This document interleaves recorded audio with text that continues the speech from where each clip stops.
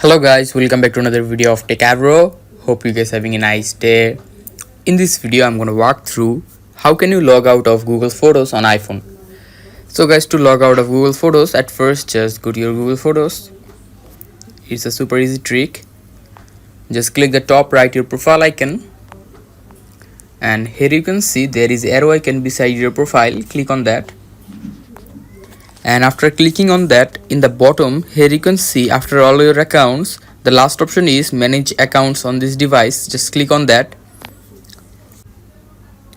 and after that you need to just select the Gmail that you want to log out. Just like I'm selecting the first one, and click on remove. Here you can see the Gmail has been removed. So guys, that's how you can log out of Google Photos on iPhone. Hope you find this video helpful. If you have found this video helpful, then give a thumbs up and don't forget to subscribe to Techavro. Thank you so much for watching the video.